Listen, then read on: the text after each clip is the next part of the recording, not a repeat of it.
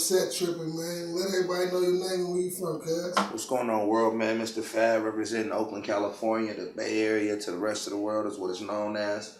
And yeah, man, we out here in Cleveland right now, holding it down. Real exclusive interview in a room, you know, talking about player shit, invite only. Appreciate that too, cuz. So how long you been doing this music shit? I've been in the music game almost about 15 years right now, man. Where I really took it serious, man. I used to, you know, rapping and stuff like that in high school. But we don't count those. That was like your college days, your high school days. But yeah, really getting paid for my art and what I love to do. About 15 years, man. So I'm like a vet, man, in this game, man. Still may be a new name and relatively unknown to a lot of people. But where I'm from, man, reputable, man, and one of them guys. So who was your influence when you was coming up? My biggest influence is musically. Yeah. So my biggest influence musically would have to be like Too Short, MC Hammer, E40, LL Cool J, and a couple other people. That was just, you know, my musical influences. We come from a real big Bay Area independent background scene, so whoever was in the Bay doing things like that, man, I looked up to a lot of the, you know, the Bay Area artists. And that's, you know, that's where I kind of drew a lot of inspiration from the early sets, man. Of course, you know, the big homie Mac Dre and stuff like that. Rest in peace. Thea's in peace. Yes, sir. Speaking on that, I go through it a lot out here, telling niggas, because the Bay Area, people steal a lot from the Bay. You know what I'm saying? How you feel about that? A lot of people stealing from the Bay and don't pay homage. Yeah, when I was young, you definitely used to trip over it. But then as you get older, you get to realize when you're an influential person or influential region, you will influence people. And people will be inspired by your inspiration. And with that, they'll be inspired by your influence. Excuse me. And with that, you have to understand that they may do out and do renditions of it themselves. They may go out and try to, whether it's carbon copies or whatever it may be, they will be enlightened by what they see. If you ever seen something somewhere and you're like, ooh, like today we got out, we went and eat somewhere at a restaurant, and you know, the idea sparked the idea in my mind, like, yo, we got to do this at home, so let's try to do something like that. So it's only thievery and it's only stealing when a person doesn't mention the root of it. Like if a person don't be like, oh yeah, man, we did this, man, but shit, I got this from here, I got that from there. So when they don't do that and they don't pay homage to it, then you kind of like, damn, bro. Like, I know you directly got that from us, but you could at least, you know, included somebody from our area with it or gave an honorable mention. But as you get older, you realize, man, every action doesn't deserve a reaction. And every thief doesn't need to be called out. You just look at it and you say, okay, let me stop being so free with the game. And if it do get stole, I'm going to get paid for it before it gets took. A lot of game being stolen. For sure. For real. So what's your, how you feel about the current state of hip-hop right now in the game? I love the hip-hop game, man. I love that. From the older guys can still go out and do world tours and still sell out tours. Last week at home, it was a Wu-Tang show and it was sold out. It was crazy. A lot of young people was there, and the whole show, the show wasn't just Wu-Tang. It was Wu-Tang, Scarface, Noriega. It was insane. A bunch of cats that I grew up on. And to go out there and watch that show and still see young guys who may not even knew who those people were or who wasn't born or wasn't old enough to grow up off their music, be out in the crowd still singing every word. That was so dope. Let you know how inspiring and how dope hip-hop is. And then on the flip side, to see some of the younger guys out there doing things that nobody would ever imagine. People say whatever they want to say about the guys like young Uzi Vert and Yachty and them. That was going to be my next question. How you feel about that? Yeah, you got to love young guys like that, man. Little dude, Lil Yachty, you know, the Nautica, or I think it was Nautica, reached out to him and was like, yeah, man, we want to send you some of our clothes because we see you rocking our boat collection, stuff like that. He was like, nigga, fuck that. Fuck rocking. Fuck y'all sending me some packages of clothes. Make me the director of marketing. And you feel me? And I'll bring y'all shit back. So with the directing and marketing, not only am I get some clothes, I'm gonna get some money. So to get some M's up out of them and just self-appoint yourself a position and they had to respect it? They had to. Come on, bro. Little homie smart too. He schooled your buttons. Come on, That's when I really got to like, oh yeah, he schooled your buttons. They want to play if they want to, bro. Little homie got Nautica sponsorships, Sprite sponsorships, songs and movies, popping, dope sound. Come on, man. Y'all play around if y'all want to, man. That young boy doing his thing. So have you worked with any of these new artists, the young ones, or anybody you would like to work with on the young side? Just some of the young guys at home. I haven't had a chance to work with any of the younger guys right now in the industry, but close friends of mine, like, you know, Lil Uzi is with Drama and my homeboy Lake, man. They do like some management and road management for him. So that's the home team, man, to be able to see, you know, they hands on with those guys, and we're generations apart. But like me, man, I know how to sit in the bleachers and watch the game, and I know how to be a fan of the game. I know how to clap for somebody. You know what I mean? I know how to clap for you, baby. I don't got nothing but love for them young dudes, man, and I'm clapping for them, wishing them nothing but the best, because they showing cats that it don't just got to be rap. You can go out and go get you some check out here, boy. Take care of your family, take care of your mama, take care of your daddy, and you know what I'm talking about? Your whole family off ideas, and you're going to make these folks respect your mind. They're going to pay for it, so I'm happy for them. Now me, I've been fucking with you for a long time now. The battle rap, that's one of the things, besides the school bus, the battle rap, man, that's what really brought a lot of people to you, man. So what's up with the battle rap? How did you get into that? Just something I always like to do. I'm a big fan of the battle rap. You know, I come from a different era, though. The different era was when we was battle rapping, but it was like real like freestyle ciphers. It wasn't like how it is now where they, you know, they write battles and stuff like that. But I just had to get adjusted to it because it's fun. I love the competition aspect of it. I enjoy it. I'm a fan of it first and foremost. I'm a super fan of it. I love the young guys that go out and go battle, and there's some guys out there that's super duper dope. And I just wanted to see if I could kind of go in and fit and see if I could be a part of it.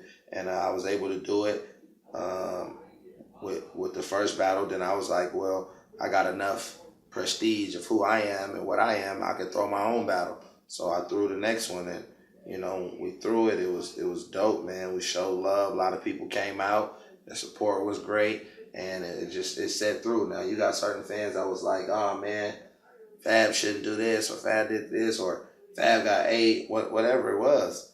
F.A.B had fun, man.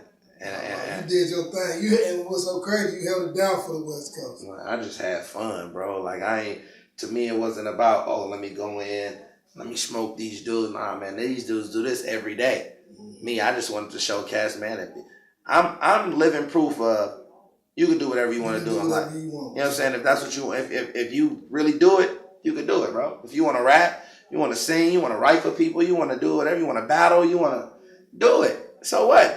You have to be free of judgment, bro. Be free. Don't be afraid to be judged. Don't be afraid to lose. Just do whatever it is that you want to do, man. You know what I'm saying? Ain't no cyber bully gonna stop me from doing what I want to do in life. Ain't no comment in no comment section going stop me from achieving or stop me from following my dreams. You know what I mean? I ain't worried about nothing nobody got to say.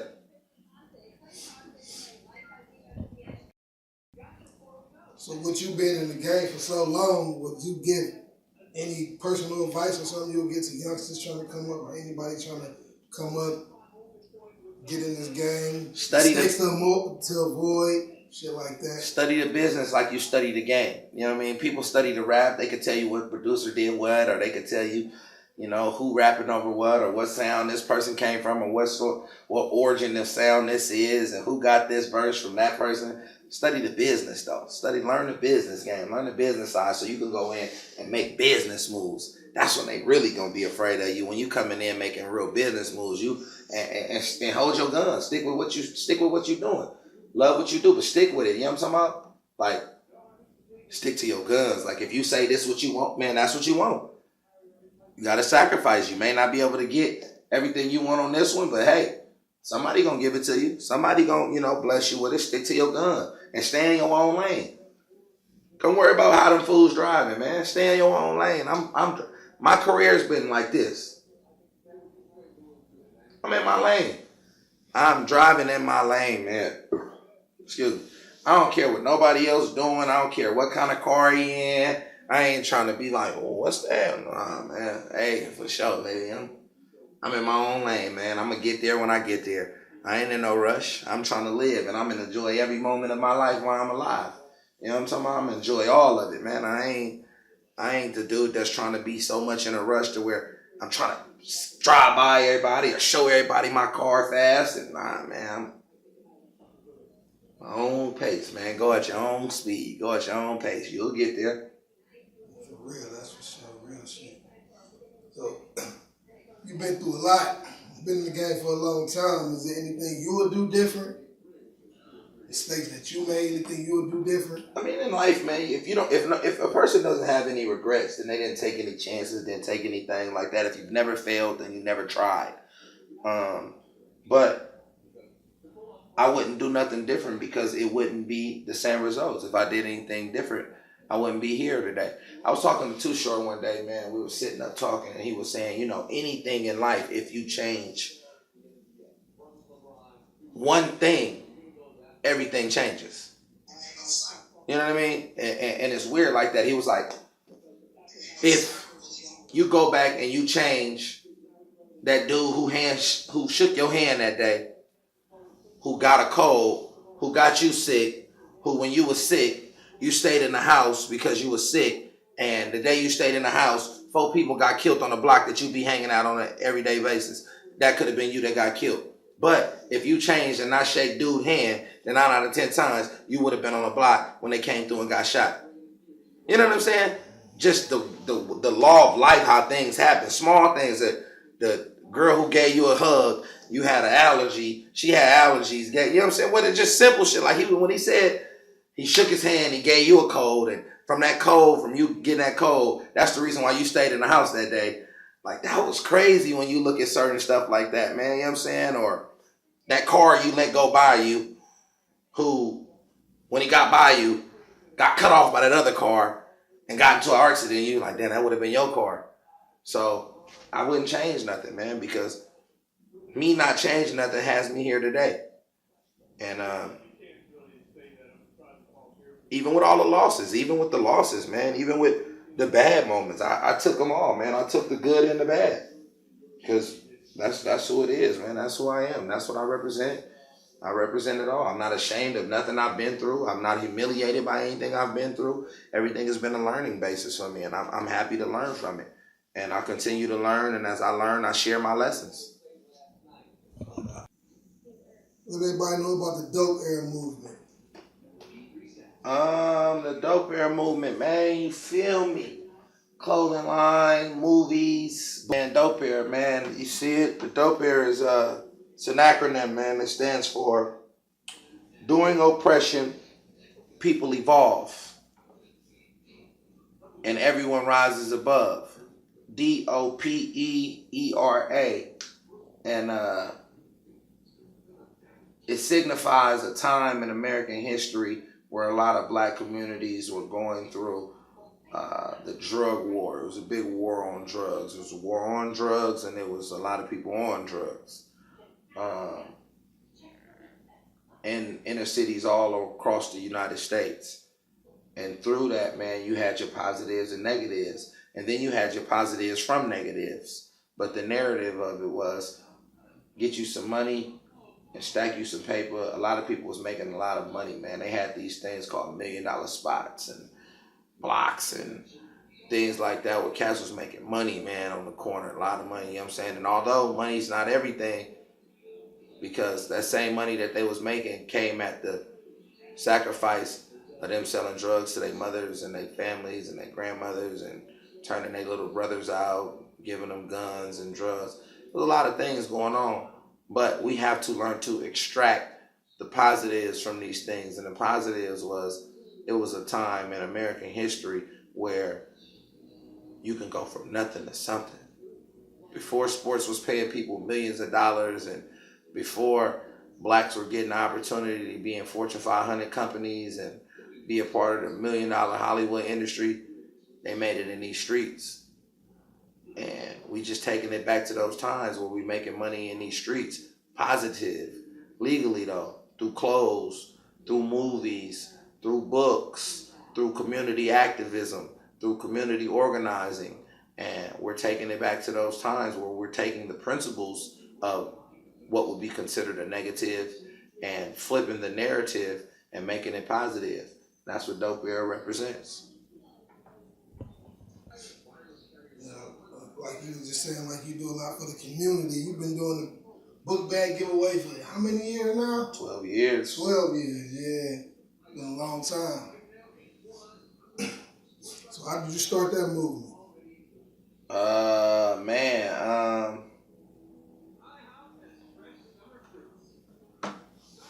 I just came up with like when I was young, everything has already been plotted out. Like when I was young, I was like, if I ever get in position, man, to get some money, to make some money, I'm gonna give back. I'm gonna look out for the kids. I'm gonna look out for all type of stuff.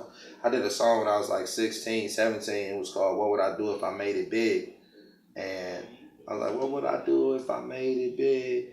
I'd probably buy a Boys and Girls Club for the neighborhood kids. My mom's like some, you feel me? Some shit like I wish somebody could give me that song. I'm trying to find it, man. I don't know where it's before like the internet, like, you know what I'm saying? Or all that like YouTube and stuff like that, man.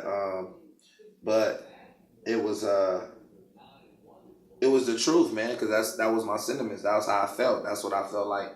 If I ever made it big, that's what I would do. It would be my obligation to give back to the community. So during my career in its infancy stages, when I began to utilize my influence, I said I wanted to do a backpack giveaway. And me and some of the people in my covenant came together, and we, the first backpack started with like 50 backpacks, 50 to 100 backpacks. And we was just like, we're just going to give our backpacks to the kids, and we're going to invest in education. We're going to invest in the influence of education, getting kids to see the value in this. And that's how it started. And as it started, it was beginning to become a snowball theory. And a snowball theory is what starts off as a small little snowball, eventually grows and grows and grows and grows and grows, and it grows and grows and grows and grows and grows, and now you have an avalanche.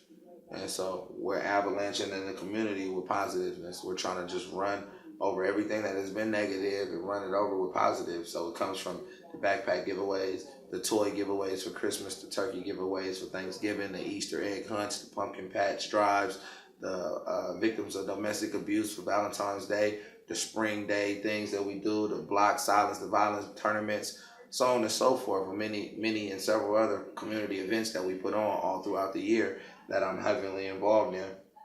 Yeah, because your cousin, Beast Mode, a lot of people don't know that. Sharon Lynch, your cousin, blood cousin, he got something going on too with the kids, right? Always. That was our dream.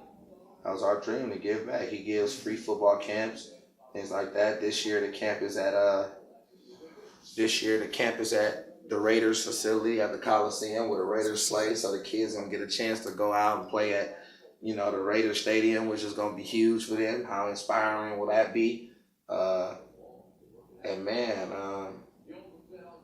that's amazing, man, to see his dreams come true. Marcus Peters is another family member of ours who plays for the Kansas City Chiefs. He won Defensive Rookie of the Year. He just did a thing the other day that was so miraculous in the city of Oakland. I was humbled. I was looking like, wow. He threw a whole carnival at his high school, at McClymonds High School. He threw a carnival.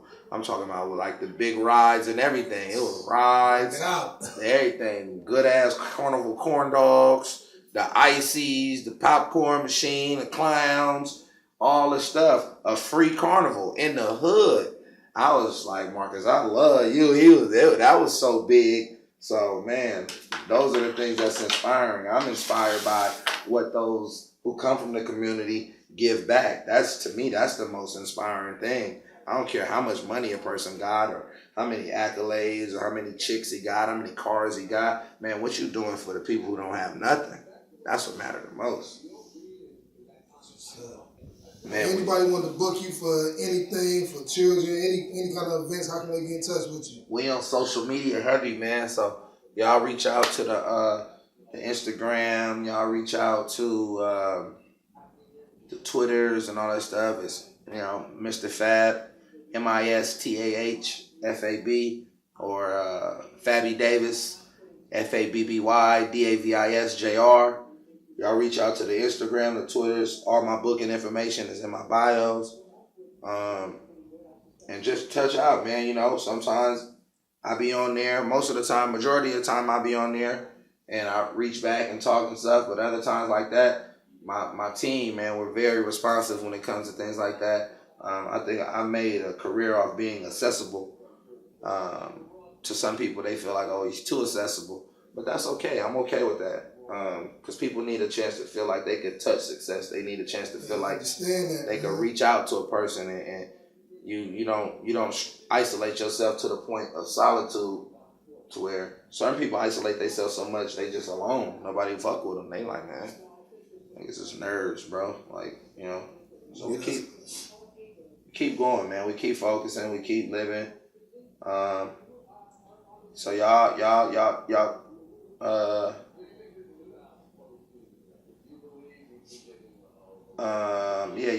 tap in, y'all reach out. Hey man, there's nothing but love, man. Nothing but love. Want to give any shout outs before you slide up out of here, man? Man, shout out to the world, man. Shout out to everybody, man. It's always a must, you know. Shout out to my best friend, my daughter. You know, my baby. That's my best friend. And everybody else that has anything to do with what we got going on, from Dope Era to the Forever After. Y'all know who y'all are, y'all people, y'all involved with what we doing. You know, the thing with Shots Out is you always forget somebody. And that sucks, because it's always to be a person like, damn, I forgot. So, you know, if you know that you play an influential role, or even a minuscule role in my life, just knowing that you have a role, it's a beautiful thing, man. So respect to y'all. It's nothing but love. The era will always be dope. I appreciate it, man. I appreciate you taking your time out, linking up with a nigga on some real shit, man. 100, that Keep fool. on doing your thing, cuz. Shout out to Stonestown. Oh, yeah, Stonestown. The niggas going crazy. That goddamn food. Well, that food restaurant out here, man. Shout out to them, baby. Because I'm for sure finna go to sleep, man. They gave me the itis after eating that shit. I just want to knock this interview out. But I'm finna for sure go sleep. And chill. All my folks, they out, they enjoying their day in Cleveland. They sightseeing. I'm finna stay in this room, give me some sleep, wake up, and finish writing this book, man. My book will be out August 28th. It's called Dope Era. It's an influential book, 10 Principles of Being Dope. Continuing to stay focused, staying driven, staying positive through it all, and accepting whatever life gives you, man. Falling is a part of life. Staying down is a personal choice. So continue to keep getting up, keep living. 100.